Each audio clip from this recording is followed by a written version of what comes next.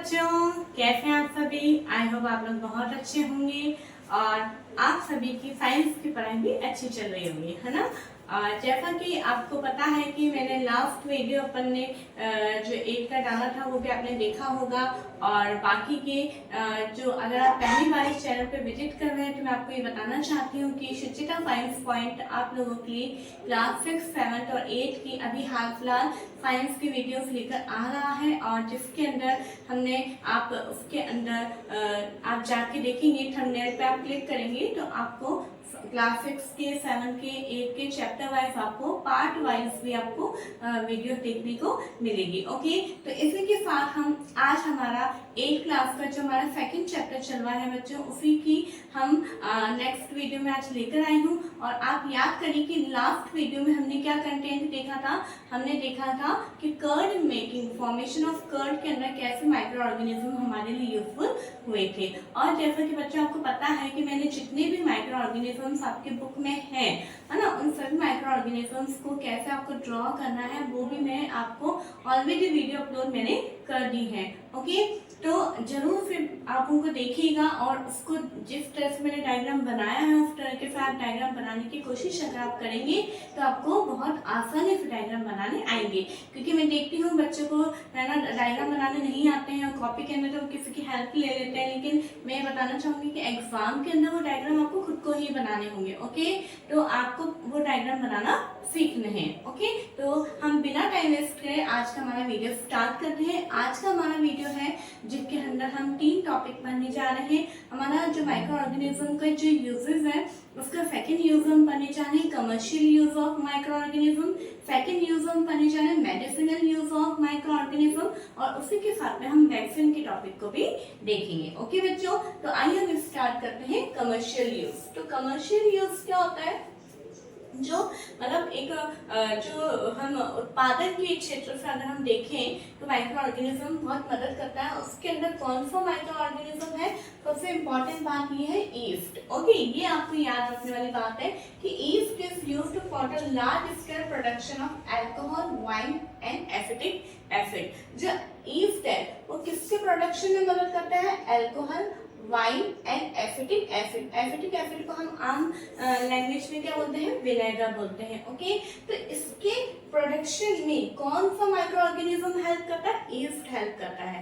Okay, देखो जो बच्चा आपकी जो थ्योरी दे रखी है बुक में, मैंने उसको एक तरीके से, ये हमेशा मैं ये बात बोलती हूँ कि मैं थ्योरी पे एज इट इज नहीं लिखती हूँ। शायद आप लोगों को ऐसा लगता है मैंने थ्योरी लिखा है तो मैंने बस बुक की थ्योरी पे लिख दिया, नहीं।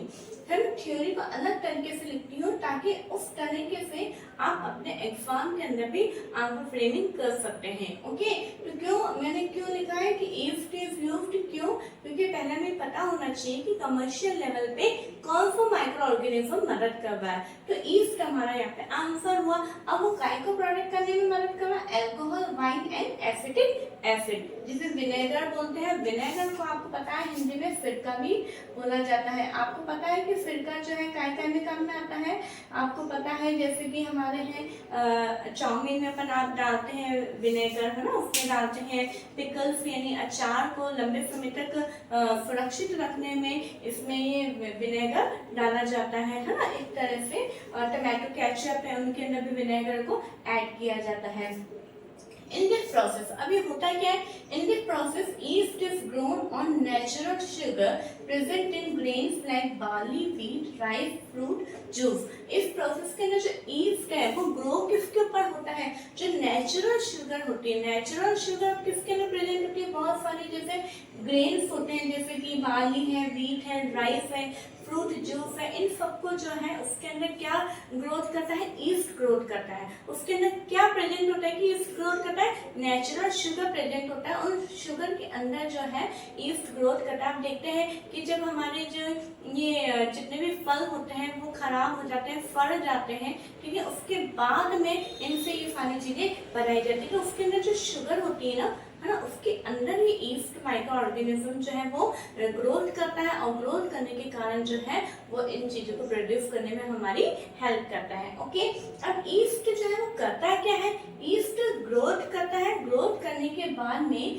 Convert sugar into alcohol and produce alcohol smell. और ये क्या करता है, ईस्ट क्या करता है, जो उसके अंदर जो शुगर होती है, जो फ्रूट के अंदर शुगर होती है, जो ग्रेन्स के अंदर शुगर होती है, उस शुगर को काई में कन्वर्ट करता है, अल्कोहल में कन्वर्ट करता है। अब कौन करता है अल्कोहल में कन्वर्ट, ईस्ट करता है। देखिए हर लाइन में मैं हमेशा दो तरीके से क्वेश्चन बनाना आपको बताती हूँ कि जैसे आपसे पूछा जाए शुगर को अल्कोहल में कौन कन्वर्ट करता है, आपका आंसर होगा ईस्ट। आपसे पूछा जाए ईस्ट किसको किस में कन्वर्ट करता है, तो आपका आंसर होगा शुगर को अल्कोहल में कन्वर्ट करता है। ठीक है, और कौन सा स्मेल प्रोड्यूस करता है, अल्कोहल स्मेल प्रोड्यूस करता है। ओके, कौन सा स्मेल, अल्कोहल स्मेल प्रोड्यूस करता है। और this process is known as fermentation. और ये जो प्रोसेस है ईस्ट का अल्कोहल शुगर को अल्कोहल में कन्वर्ट करना, ये जो प्रोसेस है उसको हम क्या बोलते हैं, फर्मेंटेशन बोलते हैं। क्या बोलते हैं, फर्मेंटेशन। और and discovered by Lewis pasture. और ये किसने डिस्कवर किया था, लुईस पास्चर के द्वारा जो है ये डिस्कवर हुआ था।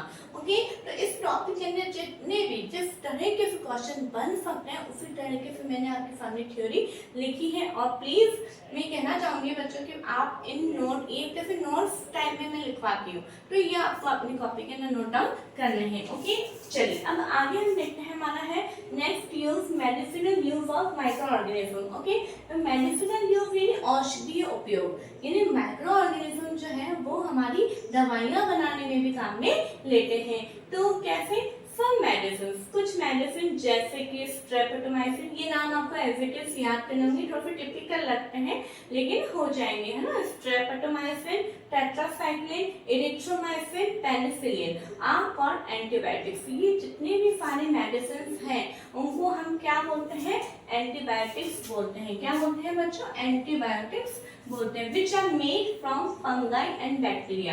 और ये किससे मिलके बनी होती है, फंगाई एंड बैक्टीरिया से मिलके बनती है। क्या बनती है, एंटीबायोटिक्स। एंटीबायोटिक किससे बनाई जाती है, fungi and bacteria. Fungi and bacteria क्या है, माइक्रो ऑर्गेनिजम्स है। ओके, ठीक है। तो अब आपसे ये पूछा जाए व्हाट आर एंटीबायोटिक्स, एंटीबायोटिक्स होते क्या है। तो सम मेडिसिन किल और stop the growth of the disease carrying micro organisms. कुछ मेडिसिन ऐसी होती हैं जो कि हमारी बॉडी के अंदर, है ना, वो माइक्रो ऑर्गेनिज्म जो कि डिसीज कैरिंग होते हैं, यानी जो हमें इन्फेक्टेड कर रहे होते हैं, जो हमें बीमार कर रहे होंगे, जो हमारे हेल्थ के लिए हार्मफुल है, उन माइक्रो ऑर्गेनिजम्स को किल करती है और उन्हें उनकी ग्रोथ करने से उनको रोकती है। उन मेडिसिन को हम क्या बोलते हैं, एंटीबायोटिक्स। और ये एंटीबायोटिक्स को कौन बना रहा है, कुछ दूसरे ना हमारे माइक्रो ऑर्गेनिज्म जैसे कि फंगाई एंड बैक्टीरिया। ओके, आ रही चीज समझ में। अब एंटीबायोटिक्स की यूज क्या है, These are used to cure a variety of diseases। ये बहुत सारी बीमारियों से जो है हमें जो क्योर करने में हमारी मदद करती है। These are mixed with the feed of livestock and check microbial infection in animals। ये क्या करते हैं, ये लिवस्टॉक के उसमें भी मिलाए जाते हैं और ये एनिमल्स के अंदर कुछ माइक्रोबायल इन्फेक्शन हो रहा है या नहीं हो रहा है उसको चेक करने में भी काम में लिया जाता है। ओके, तो आपको ये समझ में आ गया कि एंटीबायोटिक्स क्या होते हैं। एंटीबायोटिक्स वो मेडिसिन होती हैं जो कि फंगाई एंड बैक्टीरिया से बनाई जाती है और ये हमारी बॉडी के अंदर जो हार्मफुल माइक्रो ऑर्गेनिजम्स आ रहे होते हैं उनको किल करने में और उनकी ग्रोथ को रोकने में हमारी मदद करती हैं। ओके, तो अब ये जो एंटीबायोटिक्स हैं वो किसकी मदद से हमारी बॉडी में एंटर करते हैं। भाई एंटीबायोटिक्स को हमारी बॉडी के अंदर होंगे, वो बॉडी के अंदर हम एंटर करवाएंगे तभी वो हमारी बॉडी के इन्फेक्शन को कम करेंगे, है ना। तो वो है वैक्सीन के द्वारा ये हमारी बॉडी के इन्फेक्शन बॉडी के अंदर एंटर करवाए जाते हैं। तो वैक्सीन क्या होता है, देखो आपके बुक में कोई पर्टिकुलर वैक्सीन की डेफिनेशन नहीं दी हुई है, लेकिन मैं फिर भी आपको यहाँ पे वैक्सीन की डेफिनेशन मैं आपको बता रही हूँ। A vaccine is defined as any substance which is used to stimulate the production of antibodies, in turn providing immunity against one or a few disease। एक वैक्सीन को हम ऐसे डिफाइन डिफाइन कर सकते हैं कि एक ऐसे सब्सटेंस है कुछ ये जो हमारे बॉडी के अंदर एंटीबॉडीज को प्रोड्यूस करने में, स्टिमुलेट करने में उनको यूज में आते हैं और ये हमारी बॉडी की इम्यूनिटी पावर को भी बढ़ाते हैं और कुछ डिसीज पे ये हमारे को रोकथाम करते हैं, है ना। मतलब क्या है, एक जो वैक्सीन है वो ऐसे पदार्थ है कि जो हमारी बॉडी के अंदर इम्यूनिटी पावर को बढ़ाते हैं और एंटीबॉडीज का प्रोटेक्शन करते हैं। अब एंटीबॉडीज क्या होती है, एंटीबॉडीज वो पदार्थ होते हैं जो हमारी बॉडी के अंदर, है ना, इन्फेक्शन से लड़ने के लिए अपने आप जो है जनरेट हो जाती है कुछ चीजें, उन्हें हम एंटीबॉडीज बोलते हैं। ओके बच्चों, अब जैसे कि बहुत सारे फेमरल diseases like cholera, tuberculosis, smallpox and hepatitis can be prevented by vaccination. अब कुछ बीमारियों के यहाँ पे नाम है जो कि किससे रोकथाम की जा सकेंगे, वैक्सीनेशन के द्वारा। आपने देखा होगा आपके घर में कुछ छोटे बच्चे होंगे या आपके नेबर के अंदर देखा होगा, आपके रिलेटिव्स में देखा होगा कि छोटे छोटे बच्चे जो न्यू बॉर्न बेबी होते हैं, कुछ है ना 2 से 3 साल तक उन बच्चों का जो है वैक्सीनेशन होता रहता है, टीके लगते रहते टाइम टू टाइम। क्यों?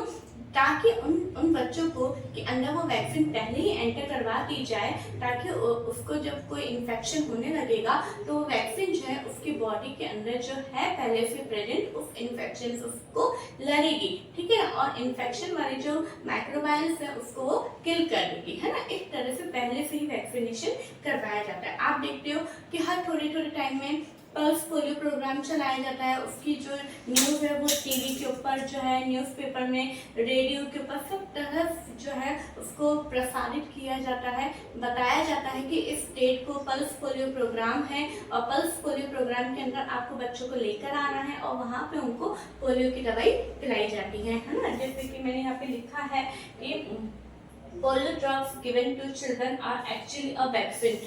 बच्चों को जो पोलियो ड्रॉप्स पिलाई जाती है वो भी क्या एक तरीके का वैक्सीन है। पोलियो हो जाने के बाद उसका कोई ट्रीटमेंट नहीं, लेकिन पोलियो ना हो इससे रोकथाम करने के लिए पहले से ही पोलियो की वैक्सीन पिलाई जाती है, ठीक है। और ये जो कि मतलब मुंह से ओरल पिलाई जाती है, इसलिए इसको ओरल ड्रॉप्स बोला जाता है। Okay, oral polio vaccine, OPV इसको शॉर्ट फॉर्म में बोला जाता है। और आप देखते हैं आपके भी लगे हो, आप याद करिए अपने बचपन के समय को, चाइल्डहुड टाइम को, कि आपकी हेपेटाइटिस है, ये स्मॉल पॉक्स है, इन सब की बीमारियों के आपके भी वैक्सीन लगी है। और अगर आपको याद नहीं है तो आप अपने पेरेंट्स से जरूर पूछिए, ठीक है। अब जैसे कि वैक्सीन फॉर स्मॉल पॉक्स, यहाँ पे जो स्मॉल पॉक्स जिसे हम छोटी माता भी बोलते हैं, ठीक है, तो स्मॉल पॉक्स की जो वैक्सीन है वो किसके द्वारा डिस्कवर की गई थी? एडवर्ड जेनर के द्वारा 1798 के अंदर इन्होंने इसकी खोज करी थी, ठीक है। स्मॉल पॉक्स की वैक्सीन किसने खोज करी थी? एडवर्ड जेनर ने। और यहाँ पे अगर हम देखें तो जो हमारी एंटीबायोटिक्स है, एंटीबायोटिक्स की जो खोज करी थी उन्होंने एडवर्ड अलेक्जेंडर फ्लेमिंग के द्वारा इन्होंने खोज करी थी, ठीक है बच्चों। तो यहाँ पे स्मॉल पॉक्स के बारे में मैं बताना चाहूंगी कि एक छोटी सी नॉलेज आपको देना चाहूंगी कि कई बार मैं देखती हूँ कि जब किन्हीं बच्चों को स्मॉल पॉक्स हो जाता है तो वो बिल्कुल उन्हें 7 to 14 डेज उन्हें नहलाया नहीं जाता है, घर से बिल्कुल बाहर नहीं निकलने दिया जाता है, ठीक है। तो ये थोड़ा सा रॉन्ग प्रैक्टिस है। मैं ये बताना चाहूंगी कि जो स्मॉल पॉक्स है वो किसके द्वारा हुआ है? वो एक वायरस के द्वारा हुआ है। आगे हम इसी चैप्टर में पढ़ेंगे कि स्मॉल पॉक्स किसके द्वारा होता है। तो स्मॉल पॉक्स एयर के द्वारा, वायरस के द्वारा होता है ये, चूंकि और इसके अंदर सबसे पहले आपको डॉक्टर के जाना जरूरी है। कई बार हम देखते हैं कि बच्चों को हम लेके नहीं जाते हैं, है ना, और उन्हें सोचते हैं ये छोटी माता के रूप में है तो इन्हें डॉक्टर की जरूरत नहीं है। लेकिन मैं ये गाइड करना चाहती हूँ बच्चों कि जब भी आपको स्मॉल पॉक्स वगैरह ऐसे कोई प्रॉब्लम होती है तो आपको तुरंत डॉक्टर के जाना चाहिए। डॉक्टर के जाएंगे तो डॉक्टर आपके पता करेगा, वो छोटे छोटे दाने हो जाते हैं, उन दानों को देख के बताएगा कि आपको किस प्रकार का स्मॉल पॉक्स हुआ है, क्योंकि सबका ये अलग अलग होता है। किसी में छोटे छोटे दाने होते हैं, किसी के उन दानों में पानी भरा हुआ होता है ना, तो अलग अलग होता है। और उसके बाद में वो जो है उसको देख के वो मेडिसिन भी देंगे, दवाई देते हैं, जिसके कारण आपको ज़्यादा प्रॉब्लम नहीं होगी। और इसके अंदर आप नीम को पानी में बॉयल करके उस पानी से भी आपको रोज नहाना चाहिए, जिससे कि जो भी ईचिंग होती है इस दौरान वो आपको ना हो, ठीक है बच्चों। और बाहर निकलने के लिए इसलिए मना किया जाता है ताकि क्योंकि कि इन्फेक्शन डिजीज है, ये संक्रामक बीमारी है, दूसरों के आप टच में आएंगे तो उनको भी इन्फेक्शन हो जाएगा। तो इसलिए प्लीज आपसे मैं कहना चाहूंगी कि अगर, क्योंकि ये बड़ों को भी हो जाता है, छोटों को भी हो जाता है, या आप अपने जान पहचान में भी किसी को देखते हो कि उसको ये प्रॉब्लम हो रही है, तो आप उन्हें गाइड करिए कि आप प्लीज ऐसे घर में ना बैठे, आप ऐसे डॉक्टर को दिखाइए। ओके बच्चों, तो आई होप आपको आज टॉपिक समझ में आया होगा। आगे का और भी जो टॉपिक है वो हम नेक्स्ट वीडियो के अंदर देखेंगे। ओके, तो और अगर आपके वीडियो थोड़ा सा भी यूजफुल लग रहा है बच्चों, तो प्लीज आप इसे ज्यादा से ज्यादा शेयर करिए, लाइक करिए और सब्सक्राइब भी करिए। Okay, thank you.